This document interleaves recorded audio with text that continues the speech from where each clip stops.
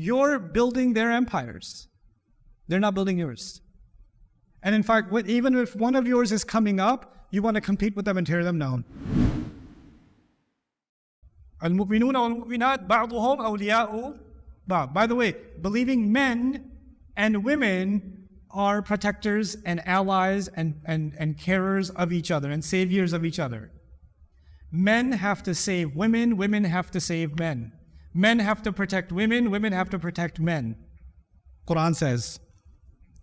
Because they're ba'duhum awliya'u ba'd, which means a woman is a man's wali too, and a man is a woman's wali too. They're looking out for men, men are looking out for them. There's a reciprocity. وَالَّذِينَ كَفَرُوا بَعْضُهُمْ أَوْلِيَاءُ بَعْضٍ. Disbelievers are wali to each other. The enemies of Allah are wali to each other. What does this mean? أَيْ بَيْنَهُمْ مَوَدَّةٌ وَالنُّصْرَةٌ يَنْصُرُ بَعْضُهُمْ بَعْضًا. That means they have a love between them, they have a care between them, they have aid and assistance between them, and they aid one another. They help one another. Let me give you a simple example of this in our times. I'll give you a practical example. I know it's time. Okay, we're okay, inshallah. So we move, Muslims move all over the world, right? Muslims are found everywhere. I mean, I jokingly say Pakistanis are found wherever mosquitoes are found. So, but you know, when Muslims move from different countries, what's their priority? Get financially stable. You know, if you have kids, make sure you can provide a good education for them. Of course, a big priority is buying a home, right? Let's get a home. And if somebody's in a business, let's get the business settled and established and all this kind of stuff. Like kind of me and my family, me and my family, me and my family, right? And then because it's me and my family and I don't want my kids doing drugs and alcohol and this and that, I need to find a masjid. Let's be real. You want to find a masjid not because you're concerned for the ummah. You don't want your kids going bad. So you just, you know, so we're focused on ourselves and ourselves and ourselves. Kind of that's the mentality, right? And even though we make our communities and masajid and centers and things like that, and mashallah, that's there, it's still at the end of the day very hyper individualistic. It's not really caring for one another in this certain kind of way.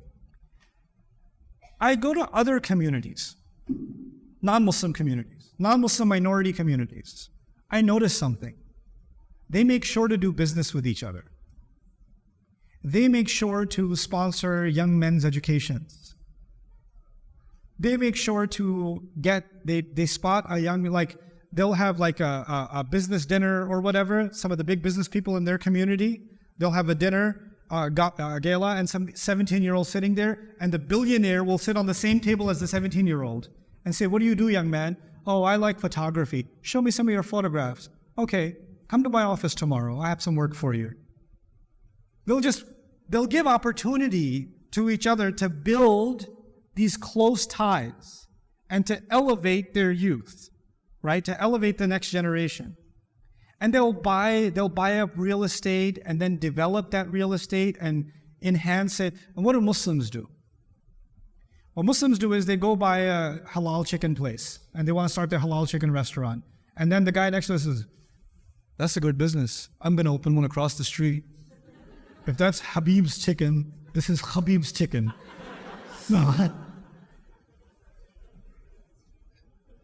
And then so, all right, fine. You got 88 grocery stores, restaurants, and they're all lined up now. They're lined up on the same street. This happens in Chicago. This happens in London. This happens in Australia. It happens everywhere, right? We do this. And we did this 35, 40 years ago.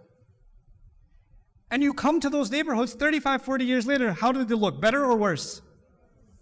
They look worse. They look like they're in you walked into a time machine.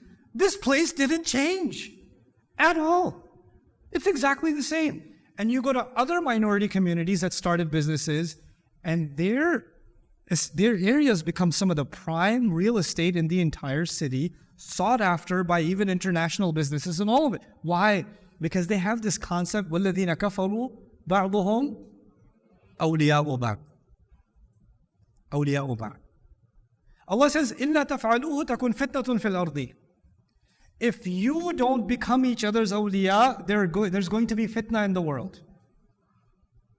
You will remain weak. You will only sell grocery stores. You should have a bigger store than Aldi by now, the Muslims. You understand?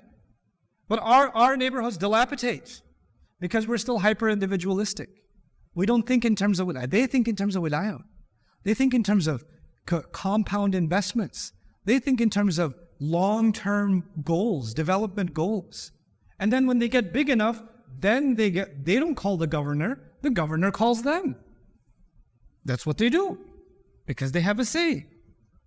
There are very few Muslim communities that I've seen that understand the concept of wilayah at the social economic level, like the Somali community in Minnesota. They understand it.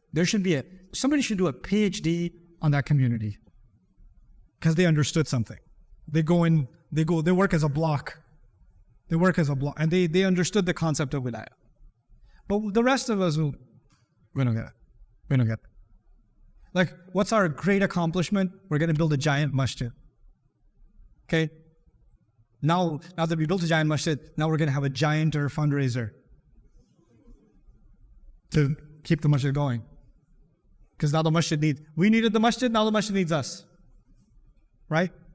But nobody's thinking we need to build businesses, schools, we need to build gyms, we need to build high-end hotels, residences, workspaces, etc., etc., etc., etc. And they're so high level that even non-Muslims want to do business with us. Because right now, we make them money. We make everybody else money. But they don't make us money. Nobody comes to your halal grocery store. But you go to their restaurants, and you go to their grocery stores. You're building their empires. They're not building yours. And in fact, even if one of yours is coming up, you want to compete with them and tear them down. That's what you do. When we read these ayat like, yes, believers are awliya to each other. How are we awliya? Let's make a dua on Facebook. This is our concept of wilayah. Put a crying emoji next to somebody's. It's so artificial. You understand? So practically speaking, when Allah says we are awliya to each other, we need to think deeply about what this means. Hey guys, you just watched a small clip of me explaining the Quran in depth as part of the Deeper Look series. Studying the Quran in depth can seem like a really intimidating thing that's only meant for scholars. Our job at Bayyinah is to make deeper study of the Quran accessible and easy for all of you. So take us up on that challenge. Join us for this study, the Deeper Look of the Quran, for this surah and many other surahs on BayyinahTV.com under the Deeper Look section.